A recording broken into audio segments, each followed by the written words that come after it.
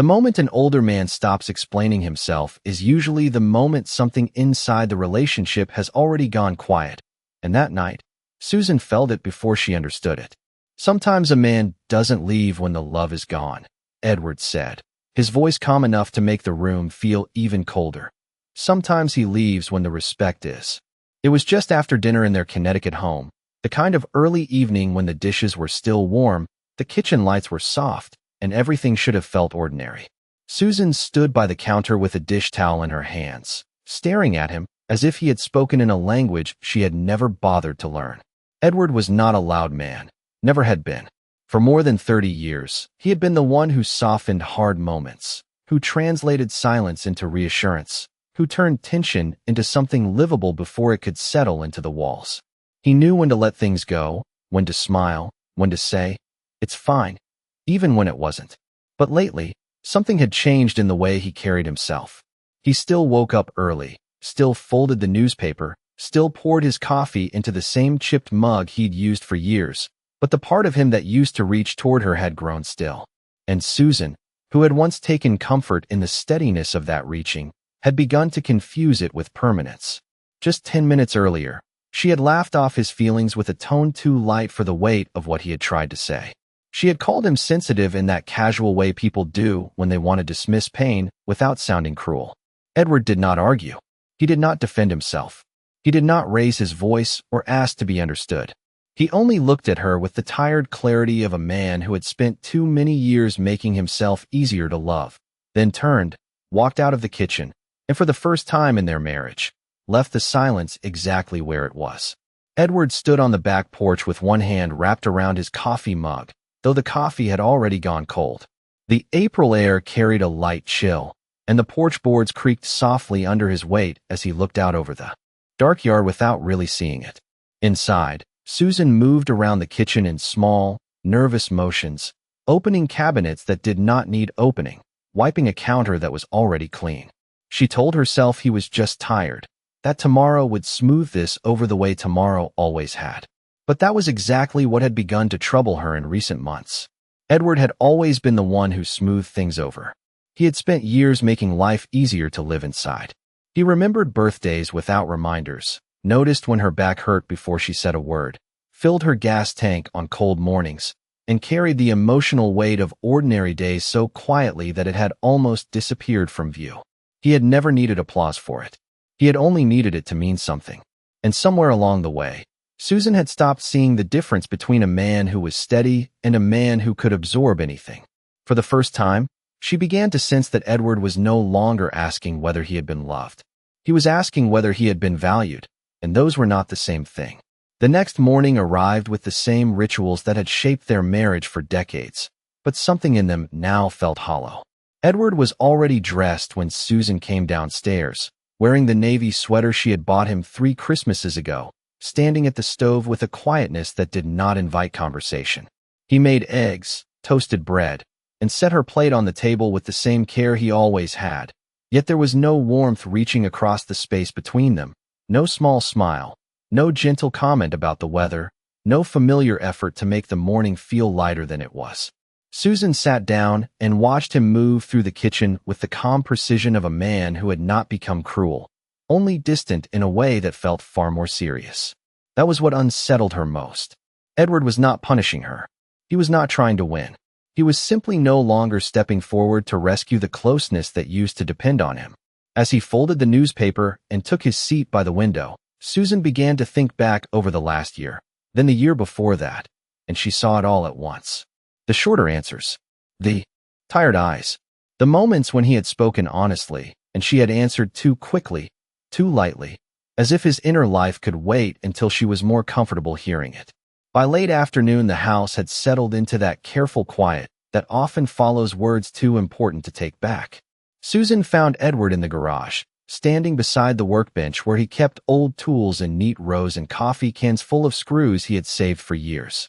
The door was open, letting in a stripe of pale light from the driveway, and for a moment she simply watched him, struck by how self-contained he looked. "Edward," she said softly, "are we really doing this over one comment?" He did not answer right away. He set down the wrench in his hand, wiped his palms on a faded shop towel, and looked at her with a steadiness that made her wish he had just been angry. "It was never one comment, Susan," he said. "It is what the comment revealed." She felt her chest tighten, because deep down she knew exactly what he meant. This was not about a bad evening or a misunderstanding that could be polished over by dinner and sleep. It was about all the times he had spoken from somewhere honest and had been met with impatience, correction, or a smile that made his feelings sound smaller than they were. Susan had always believed the romance between them was enough to carry the rest. Edward was finally telling her that affection without regard for a man's inner dignity does not feel like love for very long. Edward did not raise his voice because men like him rarely need to when they have finally reached the truth. He leaned one hand against the workbench and spoke with the slow clarity of someone who had been arriving at this moment for years. He told Susan that what wears a man down is not always conflict. Sometimes it is the steady experience of being misread by the person closest to him. Sometimes it is having his silence treated like indifference when it is really exhaustion, or having his honesty brushed aside because it arrives without drama. Edward said there comes a point in a man's life when he no longer has the strength to keep translating his pain into something more acceptable for everyone else. He no longer wants to package disappointment into softer words, or explain why certain jokes sting, or why certain dismissive tones leave a mark long after the conversation is over. He had done that for years, not because he was weak, but because he believed love meant staying open. But now he understood something he wished he had understood sooner. Peace built on self-erasure is not peace at all. It is only loneliness with good manners.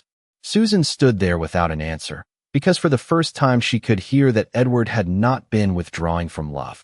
He had been withdrawing from the part of their life together where his heart was expected to remain steady, useful, and quiet no matter how unseen it felt. Susan did not follow him when he stepped away from the workbench.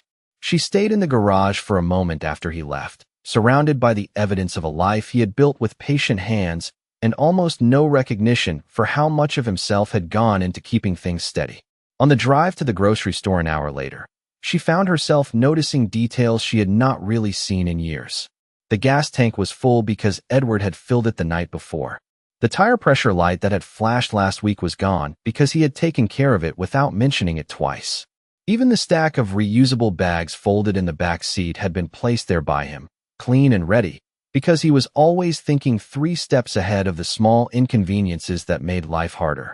None of it had looked dramatic enough to count as emotional labor when it was happening. That was what unsettled her now. Edward had never asked to be admired for these things. He had only asked, in quiet ways, to not be treated like his steadiness came from some endless well.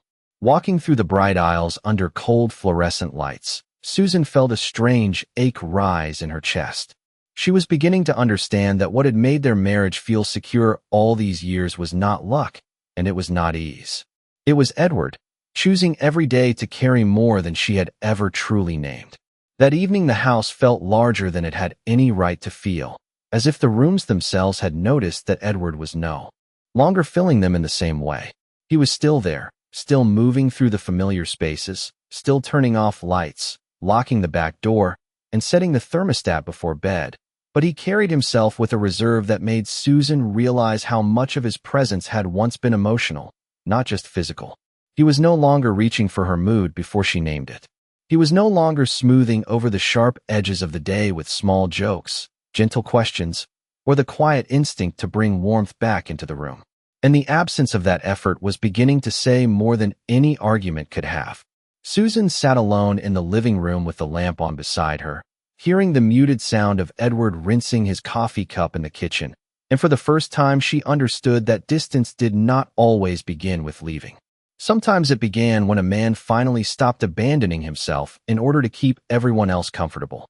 Edward had not become cold. He had become careful. That difference settled over her slowly and heavily.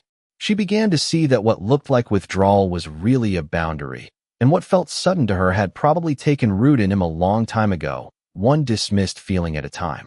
The next morning Susan woke earlier than usual and found Edward sitting on the back porch just after sunrise, both hands wrapped around a fresh cup of coffee as a pale gold light settled across the yard.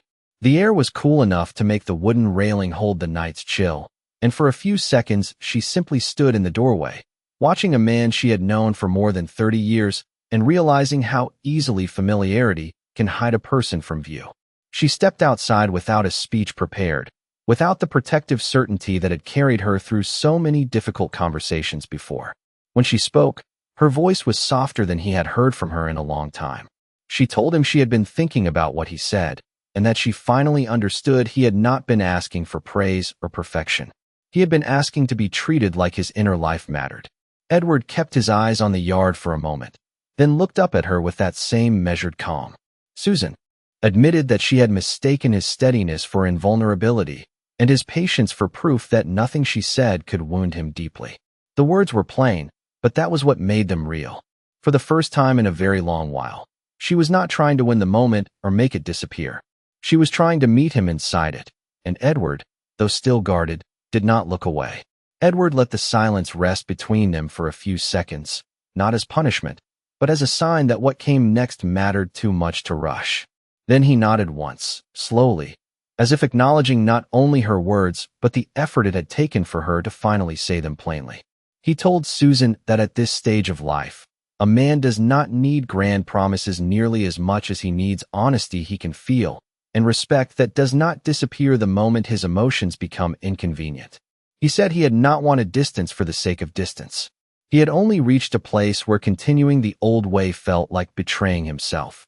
Susan sat down in the chair beside him, the morning light touching the edges of her face, and for the first time in years they looked less like two people protecting their roles and more like two human beings standing at the truth of what their marriage had become. Nothing was magically repaired in that moment. The years behind them were still real, and so was the hurt. But something essential had shifted. Susan finally understood that devotion is not proven only by staying, and love is not sustained by romance alone. Sometimes what preserves a bond after decades is the quiet decision to see the other person clearly before it is too late. And sometimes when an older man steps back, he is not ending the story. He is giving the truth one last chance to be heard.